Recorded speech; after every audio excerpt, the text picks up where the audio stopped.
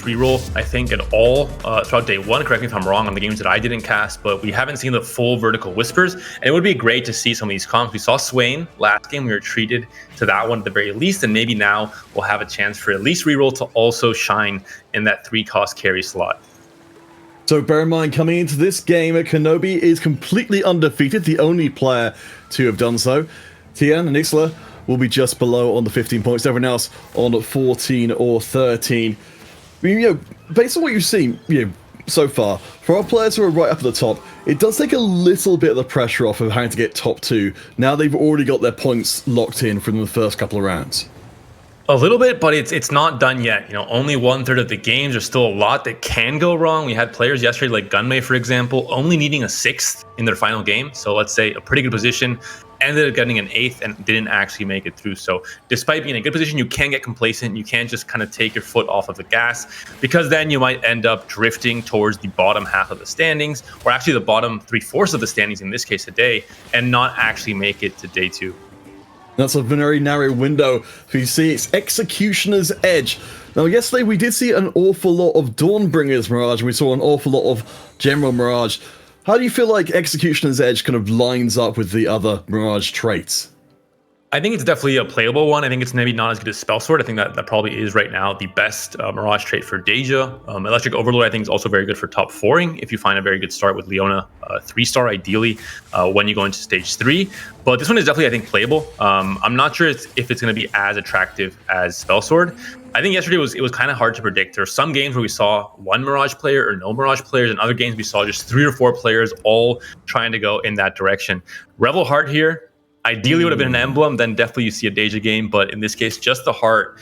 So going to be maybe good for Cannoneers if Travis decides to go that route. He does have, we're seeing there, Trainer 3 rather on the bench. Lulu, Heimer, and Tristana already have been found. And goes for Electro Charge. I was really hoping we might see the Axiom Arc, because we've seen the Karma sneaking through, but even with the 2 tiers, decided not to go for it, as you say. Trainer 3 immediately. And especially once those trainers start getting up to 2-star, that Noms is going to get big and tanky and damaging very, very quickly. Tiaan taking a page out of Finfintao's book, has the Varus online and says, Varus, I believe in you. I'm going to slam 2 Runons right away, and another bow that will actually help a bit as well with the extra attack speed. So we'll see how this experiment pans out for the South African player. Wow, that is something a little bit different. And hey, maybe we're going to get a taste of what it takes to be at these very rarefied atmosphere up here at the very, very top of the table. So Tiaan gets her early wins in. Kenobi taking their first loss and going down to the bottom with adreh as well. This is, I guess, a sort of general topic here which I want to bring up before we get too deep into things. Panda, how do you feel about the players we've been seeing loss streaking so far? Is that, the right kind of strategy, and is it applicable for everybody? It's not really a choice you can make. I think in most cases you're loss streaking because you have to, because you don't hit your 2-stars, because you at the top level players are completely aware that they have to either win streak or lose streak. They don't want to be somewhere in the middle. Win streaking is not in your, you can't just decide I want to win streak. You have to obviously get a little bit lucky in the early stages and play for the strongest board and scout and then see that, oh yeah, I'm one of the stronger players. I can go for this angle. But lose streaking, you can actually decide it. And I think it's something that players have to go for if they start off with only 2 items, if they don't have upgrades, for example, and then just try and hopefully stabilize in stage 3. So it's not so much a decision that you say, oh, I'm a lose streak player, I'm going to lose streak every stage 2. It's more you're kind of forced into it. Well, you see, Ixula is trying not to have any of that happen, but unfortunately, it is going to go against them in this particular round, slamming both of their items early on, and any burgeoning win streak is torn away from them, so they're left without any money at all, but at least the units they've got and the items they've got have got a lot of promise for later on. We've seen quite a few players holding on to the trainer units, holding on to the Cannoneer pairs. I think obviously not every player can go down this route. Players have to scout and see if they're not in a good position for it, they have to maybe get out of it. Swain in the shop here. I don't think it'll be an angle for the Swain carry, despite having Dragon Mancers in for right now. We'll see what Ixula decides on here. It's going to be just the Karma for now. It looks like I maybe just selling on the left side here and hoping to get to the 10 econ point. Yes, as you mentioned in the previous game, still a pretty low commitment option here. Certainly a very decent item holder. Now we've got the set in on the front line to try and soften some of these losses and put together a little bit of a loss streak against Tiaan, who is undefeated so far. Again, those double Runan's Hurricanes from before certainly going to be able to provide a lot of damage across the field, but I guess the question for me is, what's Tiaan's giving up here by going for such an aggressive early slam? Not that much, really, honestly, because the biggest downside of Stage 2 is that most players correctly identify that frontline is the most important, and stacking items on that one frontline unit is going to be crucial. But Runan's kind of bypasses that and still dishes out damage onto those backline carries that at 1-star usually don't have much HP, usually get taken down. Both Shiv and Runan's kind of do the same thing here, and double Runan's will even more so. So we're gonna have to see what fights he ends up picking and what opponents ends up facing and how the comps are set up. But Runan's really helps with bypassing frontline early on. We do have our Spatula dropping in, so while we are seeing a little bit of a drop in priority to our Mirage, we do know that there's a ton of good options there. We're not seeing players picking up at all, though. So maybe we're just going to have it holding on to the last pick. Gosh, what a difference the Mirage makes. There's no open spats as well. It's on a 1-star unit, a 1-cost unit rather, so it's really not maybe as ideal or as attractive as a pickup here. But let's look now at the board. The new pickup for double, a player that we know can play so flexibly, just really working with what the game gives him at every single stage of the game. But it looks like for now, leaning into this very standard bruiser start with Shen, with a Skarner 2 you don't want to sell just yet because he is just a very good tank throughout Stage 2 at the very least. And then just some damage around the back, but only a Senna 1 and a Jinx 1 here. Yeah, double 61, our EMEA champion for now. Certainly looking very, very good to start things off. Tiaan will be their rival in win streaking. Let's see how the Runans do here. She said the backline, pretty fragile. Yeah, it's going to get deleted, I think. The Senna and the Jinx just don't have much HP to work with. With the Skarners tanking so much, even with the TG not really being ideal, just having a 2-star with any amount of items, even in this case Runan on the side of Skarner as well, is going to be enough here, and that will be yet another win for double 61. The power of slamming Thieves goes early. You kind of say, I'm not really going for a top 1 right away because you're not playing for best in slot, but you are playing for the tempo of the lobby, you are playing for the win streak as we're seeing here with double, and he is still holding on to that with the 4 win streak, the Tomkins upgrade, and hoping for the 5th win streak with a Corki natural at 2-6 counterfeit. Sometimes it just all comes together. So we got Cannoneer 3, Revel 3 as well. Of course, Tiaan was their main rival for win streaking at this point. They could slam in an extra 20 gold to get up to level 6, but apparently they think this is strong enough. Even with the 1 cost, even with just a 1 backline item, we'll see if it is. And essentially he's going to have a 4-item Corki with weak spot picked up as the first augment, a good combat augment to go alongside this comp as well. So a very good spot for double 61, facing off against another one of the Cannoneer players who did have, I believe, that was Travis with the Trainer 3 very early on, and also a good combat augment. So this could be bit of a close fight, even with a Corki online, even with a Tom Kent online. It's going to come down to these last few DPS carries. Tristana, can she do enough by herself with a Shiv online? It's going to be so close. The battle of the auto attacks, the Shiv procs, and Senna gets taken down. Double 61, yeah, giving way to the other win streaking player in Travis now, who will be able to go in to Krugs and scoop up some extra money. I think you could definitely forgive Double for thinking that they had everything they needed there, but as it is, nobody makes it out of Stage 2 unblemished. But we've got some pretty strong boards across the field developing here. And that was a big win for Travis because he won while also being the player that was already scaling up that trainer from the early stages, which means in theory he should have a slightly weaker board maybe, but not the case there. Able to win the fight against the Corki, and there was no trainer in for double 61 just yet. So as we take a look at our economy display, we can get an idea of what the field is looking like overall. The ones that are standing out for me, certainly Panda, are Mandu and Kenobi at the bottom there, both on substantial losing streaks, as is Skipaeus to a slightly lesser extent. Kenobi's the one on the lowest HP though. Especially Kenobi, yeah, 64 HP at this stage of the game is definitely worrying. It's almost, open forwarding standards. Anything under 65 or so, it means you're getting pretty big losses alongside just the 5 losses in a row. We'll see what this board can look like. Volibear is being hovered for now. This is the Dragonmancer play we saw from the very beginning, actually. Has moved now into kind of a Volibear carry. Cybernetic Shell, though, is a good sign at the very least, Peter. We saw that popping off yesterday as an augment.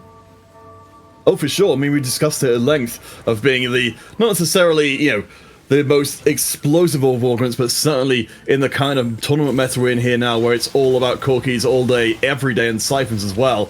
Having a little bit of extra health and armor is going to go a long way. But Kenobi, it does feel like they're really threading the needle here in trying to make sure they keep their loss streak intact, but don't take so much damage they go spiraling out early. Will this Volibear do enough here? The damage is proccing like a Shiv usually does onto the backline, but still Corki barely survives and dishes out enough damage with a Shiv that was slammed onto him to win that fight for Double 61. So really, it is disappointing that Double 61 lost that fight before Krugs, because it just completely ended his win streak, ended that kind of gold printing that he had going on. And especially if he win streaks most of this stage, he's going to feel so bad he lost that fight. Oh yeah, that's an absolute ton of money.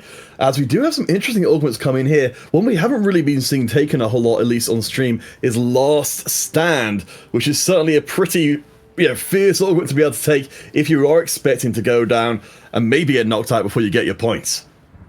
Such an augment that for any players that played, shooters like Call of Duty in the past, definitely, triggering some PTSD. This was not a good thing for that game. So this is why I don't pick it. At least I want to keep my mental nice and fresh. So I definitely just ignore this augment altogether. It's still some pretty good stats, but it will be re-rolled. So we're at the gold augment level. Certainly, we're just looking to try and add on to what we've got already. For Unlucky Hamtero, they're going to go in very hard on the mana generation side, with the blue buff joining in there. What they've got right now, a decent amount of Jades and Trainers as well. We'll see how they do up against Tiaan, who is roughly middle of the pack. Found the Varus upgrade, is running 6 Jade from the looks of it. Randuin's on the Vlad as well, tanking up everyone else on the team.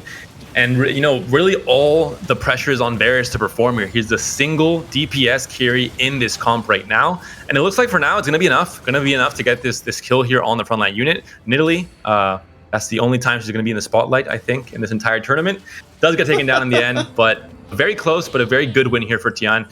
Not maintaining a big win streak, but at least maintaining, a pretty good HP buffer here with 84 still. I mean, on the other side, for Hamtero, this is still going to be a pretty good loss streak. 6 going right now, just like Kenobi is. And notable as well, for our 2 players at the bottom, they could be facing off against each other in this round as we look across our field and see, with a look to the augments overall, what kind of lobby are we looking at here? Are we looking at a more sedate lobby or a more aggressive one? Well, Kenobi wants to become a full-blown cyber. It looks like he has a shell, he has the implants. What else does this man need? He needs just the uplink, and then he will become Exodia. That's how it works, right, Counterfeit? I'm pretty sure I remember from Cyberpunk. That's exactly what is the doctor's ordered, but Double 61, noted before, missing out on what could have been a full streak game for them by the smallest of margins to Tiaan before, is back to their fighting ways with Ascension. They're going to run out these longer rounds and have some pretty definitive wins. Skipaeus dropping down to last. Kenobi takes the win. I think they actually did play against Hamtero. And Max mentioned that Skipaeus plays some interesting comps. He has Shimmer Skill 3, but no Shimmer Skill units. He just has the augments giving him Shimmer Skill. We'll see if he tries to dip much further into that vertical as he finds the units naturally throughout the rest of the few stages. But the Nico here, definitely calling my attention for all those Jade players, has a cloak as well, so it could be a good defensive item for a Stone Plate or even Dragon's Claw. Interested to see if adreh is actually playing Jade and if he could benefit from this early 4-cost pickup. Yeah, we're definitely not in the space, where we were before, where we were seeing Lee Sin knocking around, who would be able to really punish players for playing these solo front lines. But in this case, it's right in the bin, because adreh has got themselves in mind a mage setup. And mages, of course, is not something we've seen do well this tournament. It isn't. Lelouch actually did play it a few times yesterday, and he made it to day 2, so that's not, it's a sign that maybe it can work for players that are very familiar with what you need to make this comp work, and you definitely need a Sylas too. I don't have to be an expert on mages to know that Sylas is really the key for the stalling element of this comp, where Ryze can really scale naturally with how his ability works. And this Silas 1 surrounded and attacked by Xiaoyu, I think, will not last very long in this front line, even though he does have Animate Vice. It's a very good item to have to give him more sustain. And we're seeing here the problem. Already that front line gets taken down. Unless this Ryze is able to kill off Xiaoyu before he can attack him, that will be the fight in favor of Mandu and adreh taking a pretty big hit here. Yeah, as you said, the front line is very, very important. There's a lot of discussion around trying to get those front lines strong and itemized for adreh. That's not going to happen right now, so they'll be dropping down a little bit further. Unlucky Hamtero, we saw just then, has leveled up to 7, so apparently their lost streaking days are over, and they are going to start applying pressure from the bottom up. We're going to have to see for adreh if he's able to get to level 7 after this next PvE round and roll, and especially find the Silas 2, ideally maybe also a Siphon, if he wants to go for that Siphon Mages build that we've seen a few times today and yesterday as well. But he's going to have to get fortunate. That level 7 roll down can make or break games for most of these players, especially ones that are kind of behind either on HP or on Econ, players that aren't really able to stabilize in Stage 3. Something notable for Unlucky is they've got a very, very good item set for the Xiaoyu, but nothing so far for Anivia, the other half of the equation, up against Travis, who is making good use of their early item slams. Xiaoyu, completely central to try and stay alive, is doing a good job and is working their way through to the back line. They will get stunned up though. Once the Xiaoyu drops, that's going to be it. And Hamtero, I think, is going to have to settle for no streak at all. Second time we see Travis's Tristana winning the fights by herself at the very end here. Did so against Double 61 at the end of Stage 2. Does so again at the end of Stage 3 here. And now we're back into the PvE rounds. We're going to see if players can find those last few upgrades, those last few items to try and stabilize their comps and stop bleeding HP, especially in the case of Mandu here, who had a huge loss streak, won that one fight, had that maybe idea like, oh, I'm strong now, I can actually do better, but then loses yet another fight and is now down to 46 HP. So Unlucky doing a little bit of reconfiguration. If you're in Unlucky shoes here, Panda, what are you thinking from going forward at this point? Are you going to be trying to bring in, as we've maybe having suggested here, assassins to the composition to try and vary up where your damage is coming from, rather than it just being purely from Xiaoyu? I think the Nico is the biggest thing that's missing here. You're going to have to go 7 and roll down and cross your fingers and pray to whatever gods you pray to, whatever religion you end up following, if you follow any at all, that you find that Nico to stabilize this with a 6 Jade comp. You found Nivea 2, you found the Nar 2, you found the Xiaoyu 2. That's actually a very important one, and Nico has been found as well. So the prayers have delivered. Oh boy, it's always a heart and a mouth situation here when you know you're in such a tight competition. We've got the third item coming in for that's now Xiaoyu 2. As we now see our first Siphon on the field. Panda, how do these two match up against each other? If the Siphon's able to get stun locked, or if the Xiaoyu is able to stun lock the Siphon, it can definitely go in Xiaoyu's favor. I think the Siphon is really going to be more of a singular carry here. I'm not sure it's going to be enough here unless he gets that very fortunate direct chomp onto Xiaoyu, which is not the case, kind of wasting that damage on a unit that was already going to die here. And this is the case where Xiaoyu and Nar double team and pummel down the Siphon, and Skipaeus takes another hit down to 43 HP now. All right, well, there we go. We have been good this year. Let's get our prismatics in to end out the lobby. Some tough choices we made here with no reroll available for Mandu. Gonna go for Cybernetic Implant, just trying to get the immediate board strength, not fall behind in what could be a crucial Stage 4, especially for him. Now switching off to Kenobi, though, well, not too much to switch because we're still seeing a Nico, we're still seeing a Xiaoyu carry, and we're still seeing that Nar as well. Will there be much more of a roll down here? Yeah, Kenobi is a little dry of cash, so they are building up another loss streak again. We've got Elite Amarillos to be able to get the Nivea, or potentially, I suppose, even our Sonar online, and it looks like it will be the Sonar instead. Counterfeit. We've got the 2-star talent. Are you seeing what I'm seeing? He has become a cyborg. He has done it. The prophecy did come true, but it's not uplinked though, so he doesn't fulfill that full prophecy, doesn't get that full power spike and become Exodia. But still very strong, of course, when all 3 of your augments are making you do the same things. You're playing into all 3 of those strengths, and it makes it much easier to have a lot of power on the board. We get to check in with Skipaeus, as you noted before, heavily going towards Shimmer Scale when it comes to their augments. Of course, we did hear a little bit more about that previously in our quiz.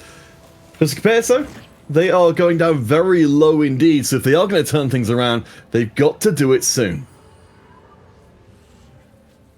So many cybers being picked up, both Mandu and Kenobi, double and triple dipping into the cyber tree for their augments. So going to be very easy to get a lot of board strength for them. A few spatulas coming in from the prismatics for adreh and for Travis in this late stage. And double 61 playing just, I think, what he was given at the beginning, found that early Corki, then found Ascension and Best Friends as well. So able to get also more attack speed and more damage for the Corki if he is still utilizing it as a carry. I'm really curious here against, we check in with Ixula, we haven't seen a ton of so far. See how they do up against the big pile of menace. One thing I'm fascinated to see for Skipaeus, and I know they don't have very much time to do this in, is if they are going to go any deeper into the Shimmer Scale tree, or just be happy with what they've got right now. Yeah, that's really the question for me as well. We saw it earlier on. He picked 2 Shimmer Scale augments, but just really going for that first Shimmer Scale item in this case, and it seems like it's not quite enough. Anivia dealing enough damage here. Another loss for Skipaeus, has 50 gold to work with, so he's maybe waiting after this carousel to hit that natural interval and level to 8 and roll down and try and stabilize. Bard with the spatula. Yeah, the spatula goes straight across Skipaeus. We'll have to settle for the bow. I mean, yeah, we're still in the potential Crown of Champions area. I think there was a little bit of that being played before. And of course, talking about the desk, there's only so, very few opportunities to play some of these really edge comps, when all of the stars align for you. We saw Travis and adreh both picked up the Prismatic Earth augment. Maybe they had spatulas open, but either way, Kenobi's the one to swipe that away and make sure at least no one is able to get kind of a free fawn going into this end of stage 4. But the roll down's coming in for Tiaan. He has to hit his last few upgrades. Alawi is the one that is being, hovered here, the one that's closest and has been found. But will this be enough? So the Astral 3 paying off big time here. This is a discussion point that's come up before. Certainly compared to some of the other units, the Zaya as well. You have to hit the Varus 3 much more reliable, though not really any damage on the Varus really at all. See the other go up against Ixula. We've got ourselves a pretty good Deja on the backline to cut through, but doesn't have any cast speed enhancements, so we'll have to wait for those big casts and hope they're big enough to knock the entire board over. And the armor from the Randuins helping out, keeping everything nice and alive. Archangels not able to scale enough on the Deja. That last wave didn't kill off the Varus, didn't kill off the Nami, and Tiaan stays alive, but needs to find that Varus 3-star. Is now just a tiny bit closer, has a duplicator as well, so just one more Varus, and he's able to hit a huge power spike. As we check in on everyone across the board, Skipaeus is down to single-digit HP. It looks like the whole idea has been abandoned on the Shimmer Scale side of it. No. In fact, we're not even playing for one Shimmer Scale item. He's down 2 augments. That is usually a sign that you might go 8 HP as well, probably foreshadowing, because I think he's not going to be able to win these next few fights. Being down 2 augments, facing off against one of the strongest players all throughout stages 3 and 4. Now double 61 has dropped down a little bit, down to 47 HP, but I think if this Siphon is able to get the right kills on double 61's side, it will still be enough to take down Skipaeus. The healing coming in from Soraka, though, now up to 10 HP rather. That could be the difference maker. We know how close these rounds can be. Just getting that one extra space is maybe gonna be enough. The Corki is ripping through those Skipaeus. Is the heal good? It is! By a single HP, they hold on. And get some extra items as well. I'm not sure. I think you need at the very least the Siphon 2-star upgrade. You have to find it naturally in the shop. Maybe need some gold as well to find it, and a 3rd item for the Siphon. That's what Skipaeus has to hope for at this point. But Siphon, of course, one of the most contested units in the game. It's going to be hard to find this last few copy with so little gold to work with. At least the pike is there, and there is a Siphon. The money, you have to give up on one more Silas to get it in. But for Skipaeus, I mean, I think this is about as good as they could have hoped for. Yeah, you have to go for Siphon 2 for sure. Just, I was wondering what he's going to do with what unit he will end up selling in the end. It will be the Pike being taken out. 6 Whispers is exactly what we asked for from Skipaeus, and he has delivered in this case. But it isn't really an Elise carry game. Not a 3-star Elise, and not a fully itemized one either. Instead, Siphon, of course, takes the spotlight. Just checking on our economy here, we can see Mandu and Kenobi, both of them win streaking. Both of them, well, we'll say Mandu with a huge amount of money, but one of the very few players who is able to do that with a Jade setup they got right now. I really like what we're seeing here for them. Still looking very, very strong here, streaking 46 HP, so a huge difference from Skipaeus, who's now only down to 1. Even Travis, who had a very good start, we saw was one of the win streaking players, beat double at the end of stage 2, is now down to 15 HP as well. But Skipaeus, can he stay alive? Can this Siphon hunt down the right units? Sona being brought forward by the Thresh, the perfect synergy between these two Whisper units, and gets chomped down by the Siphon, and now Siphon is moving into that backline, chomps down the Corki. What a perfect Siphon here. Challenger AI clearly taking down the 2 damage carries one by one. But we've got ourselves a Dance of Dragons again. We saw it from before. Now it's going to be about who gets the biggest chump off. Unfortunately for Travis, who is very low themselves, they will get knocked out at exactly 0 HP. That's gotta sting. Very low and taken down, and Skipaeus has to be loving Soraka right now, allowing him to already get 1 more point in the overall standings. If he ends up barely making it into day 3, I think Soraka will be his new favorite unit in this set. Just a further point on what just happened. This was Travis, the player who streaked the entire way through to most of the early game, getting taken out early on. It's unbelievable how well these players are being able to play from very disadvantaged positions. And the Thresh as well, the synergy with the Siphon there was huge in moving forward the Sona and getting that kill. We'll see if the same happens here. In this case, Varus on the other side. If Siphon can hunt down this Varus as well, gets transformed by the Lulu, takes down the Lulu instead in maybe some kind of a revenge move there, but Varus left alone and now taking down the Siphon in the process, but the Bloodthirster, the Gunblade coming in so clutch. Can Siphon still do it just by himself? The last dash might be crucial here. If he hits the Varus, which he does, gets that final kill. Nami, I don't think has enough damage here after all the nerfs she's picked up, and Siphon still carrying Skipaeus here. I mean, this is the difference, isn't it? You know, when you don't build the damaged items, you've got a huge amount of trickle damage coming through from the Varus, but in this case with Skipaeus, as I said, you know, the double healing items, that's just never going to match, especially with Soraka pouring out the healing. Ixula also down to 5 HP now. We've got a big separation between our bottom 2 remaining and everybody else, with Hamtero and Kenobi up at the top. We saw, of course, Kenobi doing those early loss streaks. Now they're on top of the field and looking very good. Whereas for Ixula, they're in big trouble.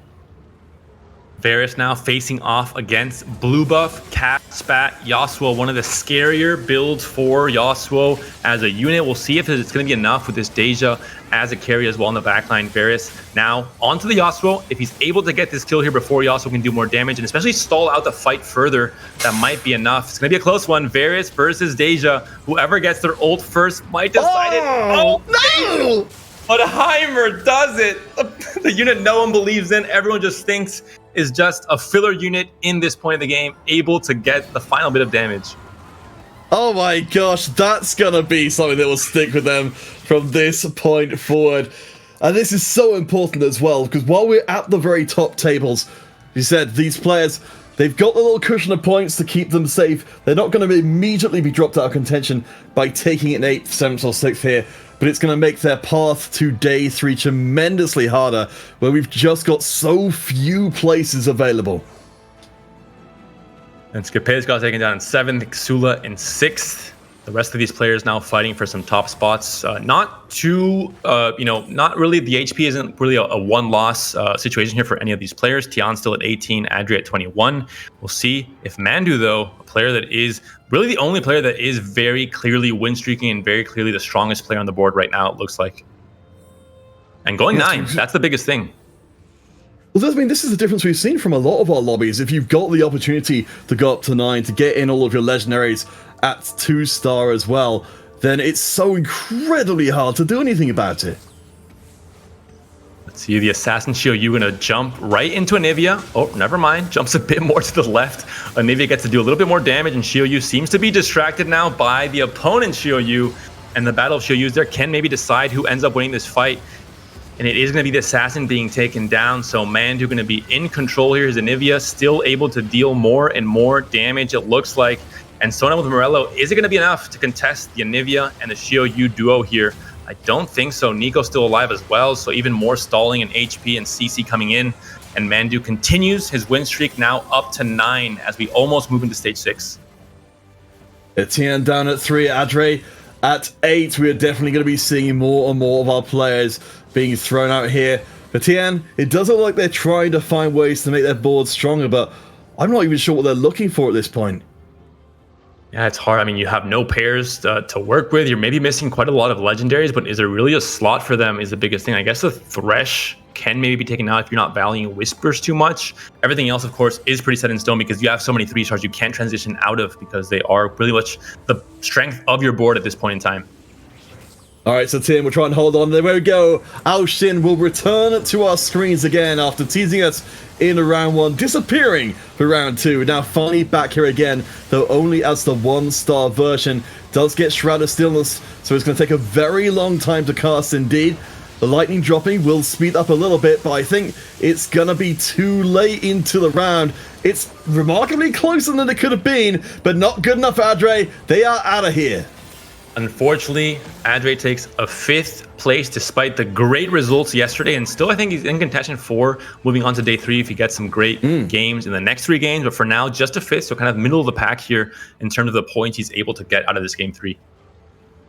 Ooh, all right, we're going to have ourselves a rich treasure golem, but yes, Jades, of course, with needing to be arranged around these statues, don't get along terribly well with these buff items. But however, for Kenobi, things are looking a little bit better over here.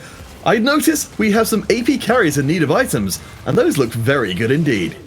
Yeah, perfect slams for the Sona here. Giant Slayer and the Archangels can definitely go on to her. And she can be a secondary threat alongside the Assassin Xiaoyu, making sure that the backline's going to be hit. Because as we're seeing here, Sona going to cast into that left pocket. Xiaoyu also jumping into that left pocket means that it's going to be a whole lot of damage getting bursted down onto that side. The notable as we come into our top 4, Kenobi are only undefeated players so far. They've grab themselves to first place as Tiaan as well, just in second with Ixula. So we are seeing a lot of our players who have been doing well in the first 2 rounds continuing to do well. Isn't the Assassin Xiaoyu, thankfully, or else this Varus would have been deleted very quickly, but it doesn't really matter because Xiaoyu has pretty much walked his way into that backline anyway. Once he dispatches this Nami, if he dispatches this Nami, he'll be able to go towards that Varus now as well. We're seeing it here. Varus gets clapped and jumped on, and just the immediate surge of damage. Minus 19 for Tiaan, taken down in 4th. I do like that Tiaan did do that, you know, the reconfiguration of the items, bringing the Giant Slayer in to make Varus more of a damage concern, because I think they noticed, as we did, that it just wasn't getting the job done in the late game, but it didn't ultimately work out terrifically well for KT61, EMEA champion. They're looking to try and push their way up to at least second, but unlucky Hamtero is at the top of the heap on a win streak and on massively more HP than anybody else. Zephyr on the bench. Let's see what he's able to snipe, if it could be the game-winning snipe. Ideally, the Xiaoyu assassin wants to be put into the air, but instead the Gnar says, "Get down, Mr. President, I'll take the hit." And Xiaoyu raging or rampage in that backline, but doesn't go for the Corki just yet, so able to do damage uninterrupted. Never mind, Xiaoyu is now onto him, and he has been sent to the Shadow Realm. I did think that we would maybe be getting it a little bit more from there, but no, instead, Double61 will settle for third, which honestly is not too bad at all, and we are still in the area where if Kenobi can pull this off, they can keep their win streak intact. Of course, they love it if that was possible, but we're in a battle of Xiaoyu versus Xiaoyu, and Panda, from what we've seen, the Assassin Xiaoyu can't stand up to Mandu Xiaoyu in a straight fight. Is this going to be just the theme of every game from now on? First, the Battle of Siphons. Now we get the Battle of Xiaoyus. I mean, is that the story counterfeit? I think so. I think we're doing exactly what the players want and exactly what we deserve. So we will see from 2 different point of views. There we go. The full flavor behavior. Kenobi, can they hold on? We've got the Siphon into the backline, doing good work on the smaller units, but the Siphon of Hamtero, it's at full strength. Double Titans means it hits like an absolute truck, but no, it's gone. Xiaoyu is still alive, and Hamtero takes the L. Kenobi now on the streak, and maybe, just maybe, Panda, we could see Kenobi hold on. Yasuo with a Bramble on the carousel could be a decent option, maybe Deathblade as well, but instead it will be the Nami picked up there. And yeah, Yasuo does end up getting picked up by Mandu in the end. And are you surprised, Peter, to see the two players that leaned into the cybernetic augments actually doing well with a comp that benefits from it so much, like Jade and Xiaoyu do? Because that's what we're seeing here. The Exodia triple cyber on the side of Kenobi and just the double cyber with the implants and the uplink on the side of Mandu are the two players in our top 2 for this game 3. I feel like you've answered your own question there. But yeah, absolutely. I think me and Makes were kind of on the, boo, we don't want augments that are just efficient and get the job done. We want augments to do something silly and unreliable.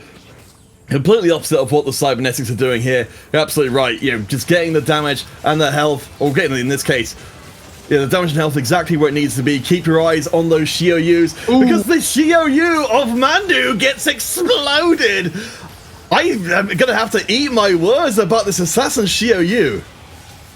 And it's the burst damage, the Pike coming in, but it's not maybe going to be enough. Can this Nico and Talon pair do it against Soraka and the Bard? I think it's going to be enough here. It's going to be a big win for Mandu. Will it be a big enough win? Not quite. In this case, 7 HP now for Kenobi. The player that, as you mentioned, Counterfeit, has won 2 games already, is trying to win his 3rd. But even a 2nd place would be a fantastic placement for him. Oh, for sure. I mean, at this point for Kenobi, they've almost guaranteed their place through. It's, you know, to day 3. It is worth bearing in mind that, again, with us, you know, reseeding the lobbies every single round, the more you win, the harder it gets. But with where Kenobi is right now, this is about as tough as the tournament can get, and they're still coming out on top of lobbies. And can this assassin, Xiaoyu, essentially backstab the opponent Xiaoyu again? That was what won that last fight in the end. Now Xiaoyu goes to the different side, able to maybe kill off a Nivea quite quickly here, as he does after the Lulu CC comes through. And now he continues his rampage onto the Nico though. So now going to be stuck for a little while, and that might buy enough time for the non-assassin Xiaoyu to actually put in work. I think Kenobi is going to have to settle for 2nd here, even with Soraka 2. There was, I think, you know, it does make sense. If the assassin can't get the job done quickly, it's not going to work. We have no more undefeated players. Kenobi comes out in 2nd. I think still pretty damn pleased with that round. But Mandu takes the crown with the 1st. Great showing from him already yesterday when we saw him on stream.